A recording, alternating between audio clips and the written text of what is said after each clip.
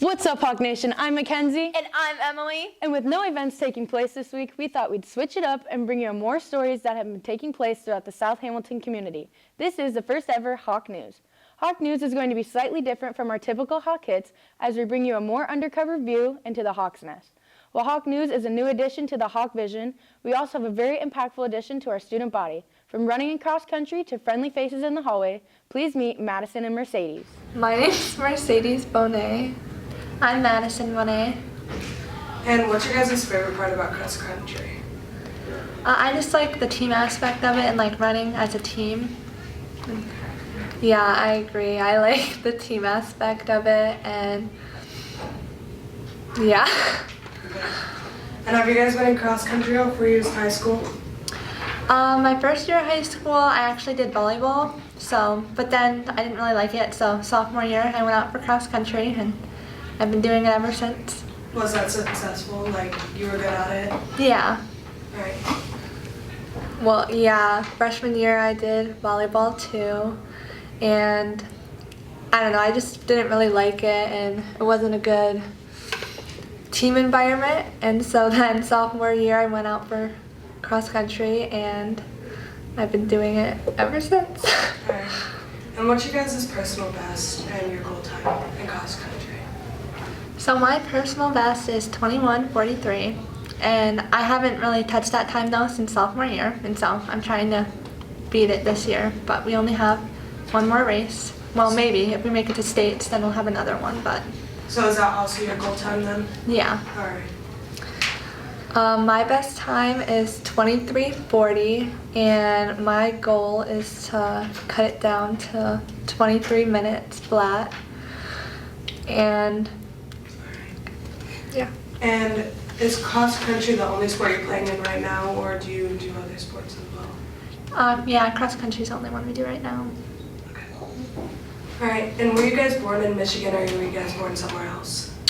We were born in Michigan. We grew up in Taylor, which is right outside of Detroit. Alright. And how do you guys like Iowa so far? I like it a lot, but it's a lot different from Michigan. Yeah, I like Iowa a lot so far. It's a lot quieter and pretty here. And what is it like moving from Michigan to Iowa? Like, is there any differences, similarities to the two? Well, there's not a lot of cornfields in Michigan, and it's all cornfields here. And driving, it's a lot busier and crazy in Michigan, I feel like, than driving here. Thank you, Detroit, for bringing us Ford, Motown music, Madonna, news reports, and most importantly, Madison and Mercedes. Hey, Mackenzie, what were you like as a kid? Oh, you know, spoiled, rotten, the favorite, of course. But don't just look at my development as a kid. Here's Mrs. Ganson talking about her class, where you can learn all about a child's development.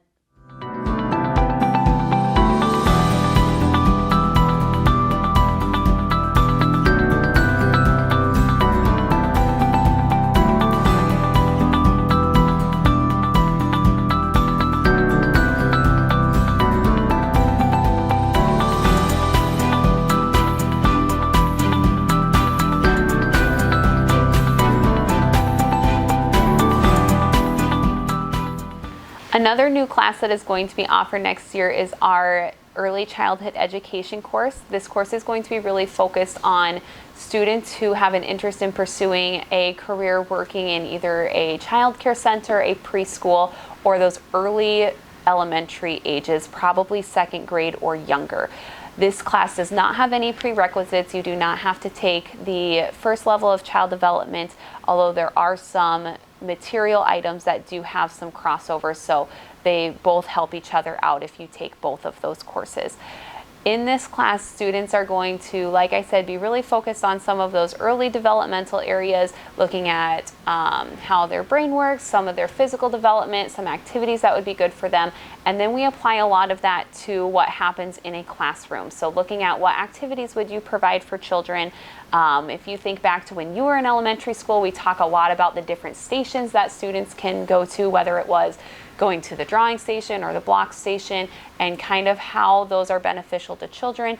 You then eventually get into planning out what you would do if you were a teacher. We create a little model of a classroom, and you can decide what areas would be in your classroom, whether it be those stations or a place for reading or a place for circle time. We also work on lesson plans, and we will, in the past, I've either had students teach their lesson to their class, or sometimes we do have the opportunity to go to the elementary. The goal would be to set up an elementary classroom that you are visiting throughout the class, that you would be able to go to several times throughout the semester to kind of take notes on what the students are doing and apply that to what you are learning in the class, whether it be that we're talking about physical milestones. Then you can go observe the students and see what they are physically doing that week, or maybe some of their language development, and then applying that to what they are doing in the classroom. Mrs. Ganson has been gone on maternity leave, and we cannot wait to see her again. Congratulations, Mrs. Ganson. We would also like to send a thank you to Mr. Shute for stepping in while Ganson has been gone. And although we have fun in the classroom, I got the opportunity to interview one of the cast members, Zach Campbell, for the fall musical this year, Shrek. When is the musical playing? What days? November 6th and 7th. That's a Saturday and a Sunday. Where can someone that is interested in viewing the musical purchase tickets? They can purchase them in the front office. What are you looking forward to most? And what is something that the audience can look forward to most with the musical? I'm just looking forward to punching Shrek, because a lot of my lines are, you know, the one funny friend that's like, dude, what the heck? So I get a lot of funny punches in there. And I think the audience will just mainly like, what's up, Duloc? You know, like the iconic one with the puppets. When Shrek and Donkey first visit Duloc, they go, shine your face, wipe your, Duloc is, you know, that one. I think that's my favorite part. You've been involved for how many years? Honestly, 5. What would you say has been the best part in the past 5 years, or like has impacted you the most?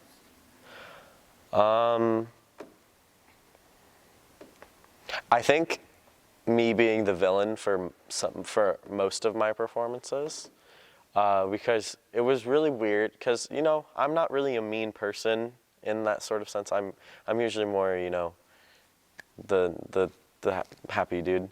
And it was really weird being, you know, a villain, like when I was Rooster in Annie, and then when I was Professor Plum in Clue. I had to, you know, kind of be snarky, which I'm pretty good at that, but not all the time. Is there anything else that you'd want the audience or the viewers to know before the musical comes, or before we sign off? Get ready for a whole lot of face paint. Thank you again, Zach, for giving me the opportunity to learn more about the musical. Just a reminder for you Hawks, you can purchase your tickets for the musical in the middle school and high school office. And the musical will be playing November 6th at 7 p.m. and November 7th at 2 p.m. I can't wait for you to all come out and see it.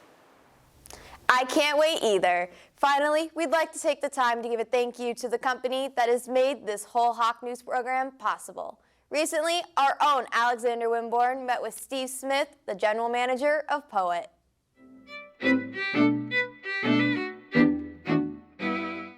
Hey Hawk fans, I'm Alexander Winborn, and today I'm with Steve Smith of General Management for Poet. Before we continue, if you don't mind explaining what Poet is. Sure. Poet is the world's largest biofuel producer.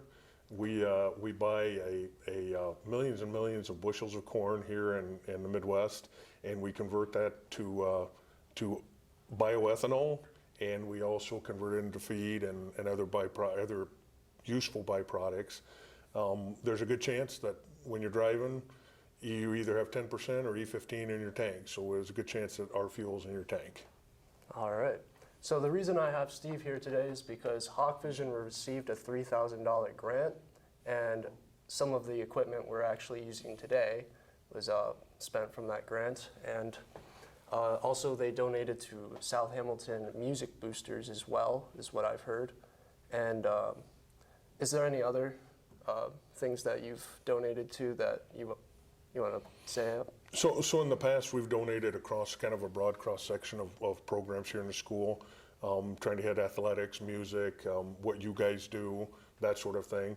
We also donate to programs outside of the school, county programs, mental health programs, other types of programs. So we've been very involved with that. That's perfect. So is there like any goals for Poet with all these donations, like specific reasons or? Probably the number one goal is we sit just north of your school, and as sitting just north of your school, we want to be a good neighbor. And so being a good neighbor means that we want to participate and help in any way that you guys will allow us or would want us to do. So we're trying to be very involved in your school. Some of our employees probably have either work here or have children that go to school here. And so our aim is to try to be part of that community. So when you guys ask us for help, usually we're going to try to help if we can. All right. Well, Steve, thank you for coming. And I'm Alexander Winborn, and that's all, folks. And have a nice day. Thank you again to Poet for making all of this possible. With that being said, we would like to thank all of you for joining us on our first ever Hawk News.